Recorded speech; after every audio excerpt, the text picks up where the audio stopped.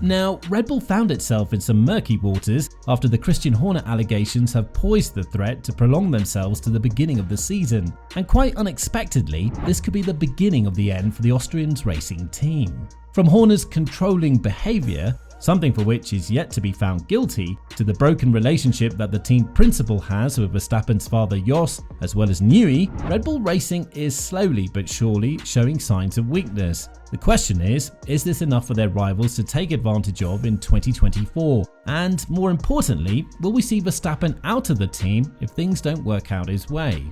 Obviously, the hottest topic in the Formula One world right now, apart from Hamilton's move to Ferrari, are the allegations made by a female worker at Red Bull Racing towards the team principal and the CEO of this branch of the Austrian brand. The fact that the complaint was made directly in Austria and not in the HR department that the racing branch has on its own goes to show that there is a lot going on in the background. From these allegations being true and varying all the way to all of this drama being a made-up scenario to shame Horner's name because somebody doesn't like what he does for the team. Be that as it may, the consequences for Red Bull Racing are quite big, even if they turn out to be the winners in this situation, which is kind of complicated because it's basically them versus Horner. The only fact is that Horner is more or less the face of the team, the longest standing member ever since the Austrian brand joined the team back in 2005, leading them to 13 combined championships in his tenure as a team principal. So, who actually loses if Horner is to be found guilty?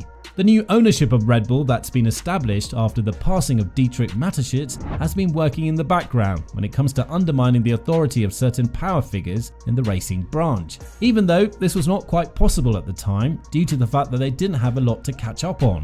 There were rumours about Helmut Marko's legibility as a senior advisor of the team and his comments made towards Perez, which is why the initial belief was that he would be the first one to leave the team and not Horner. But that turned out to be a completely wrong accusation, as he renewed the contract with the Austrian brand. But the Austrian side of the ownership, one that's been passed on Dietrich's son Mark, and one that appointed Oliver Mintzlaff to overlook the racing branch of Red Bull, is now reportedly not very keen on keeping Horner on the team. Whether or not they're the ones making this setup and trying to get over with this investigation as soon as possible so that Horner would be replaced briefly and painlessly is yet to be confirmed. But even if this is the case, Red Bull has already started to feel the consequences of what are allegedly Horner's actions towards this particular female employee. There is a lot to be said about the investigation, and we could be dragging this video on forever. And this is not what we're trying to do in this video. What we're trying to do is elaborate on all the possible aftermaths that are definitely going to hurt Red Bull in the long term. From Newey or Wache leaving to Ferrari seeking new adventures and challenges, to potentially Mercedes buying Verstappen out of his contract, which isn't that far-fetched of a scenario, considering that his father Jos and Horner are not in the best of the relationship they could be right now. Obviously, the news about Newey leaving for Ferrari has emerged quite fast, because even if the Brit engineer had his own wrongdoing with Horner, something that was hard to believe until these allegations came out. However, the mastermind behind Red Bull's success has denied these rumours, even though he stated that one of his biggest regrets is not working with Ferrari or drivers like Alonso or Hamilton, something that he'll definitely have the opportunity to do in the future if he chooses to. Apart from him, BBC Sport reported that a potential move by Pierre Wache is considered to be on its way, and the current technical director of Red Bull is practically the number 2 guy when it comes to the aerodynamic minds in the team. The current era is mostly regulated by aerodynamic rules. Therefore, the dominance of Red Bull is widely being prescribed to these two masterminds. But will Wache actually choose the Ferrari life from 2025 onwards? Talking about this matter, BBC Sport went on to write, Ferrari might see the drama inside Red Bull as an opportunity to have another go at luring the chief technical officer, although the fact that many people in F1 believe, without proof, that Red Bull's technical director, Pierre Wache, effectively Newey's number 2, is already on his way to Italy in the not too distant future, may complicate matters. However, there is one very important situation here. Ferrari have already lured key high-profile staff from Mercedes and Red Bull, and if they are to bring one of these two, it would immediately mean a power shift in the project that Vasseur has been working on for quite some time now. And quite frankly, Newey's wife liking a tweet in which a fan wrote, "Now's your chance to tick off those regrets, Adrian," doesn't quite help the situation if you're Red Bull right now.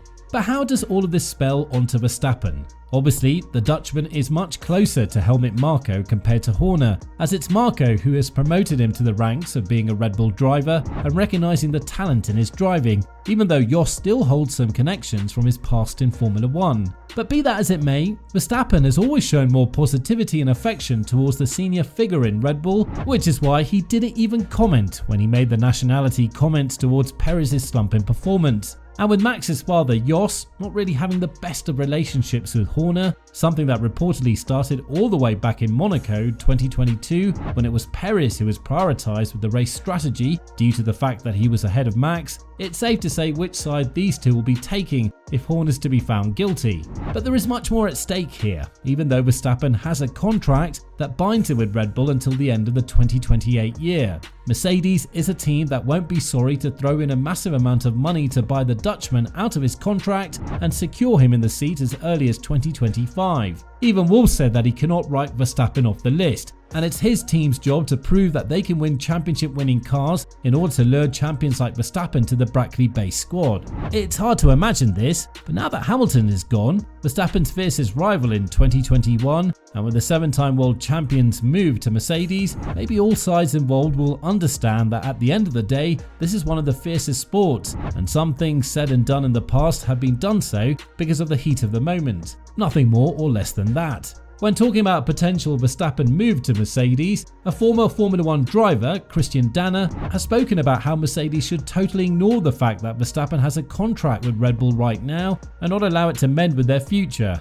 adding, "The only important thing is whether the driver is a reinforcement. There should be no legal or financial obstacles. Age is also completely irrelevant. Any driver who's at the level of Mercedes should be included. That's why they should also think about Max Verstappen."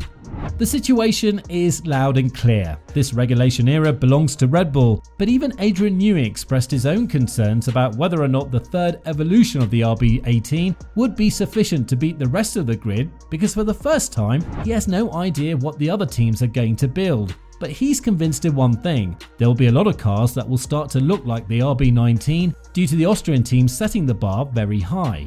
There is only so much time you can allow yourself to dominate with such ease, and with 2024 poised to be a very competitive season, with many drivers not having anything to lose, such as the duo in Mercedes, Ferrari and McLaren, we should be looking at a very interesting, highly anticipated period of events in which Red Bull might start to see its downfall sooner than expected.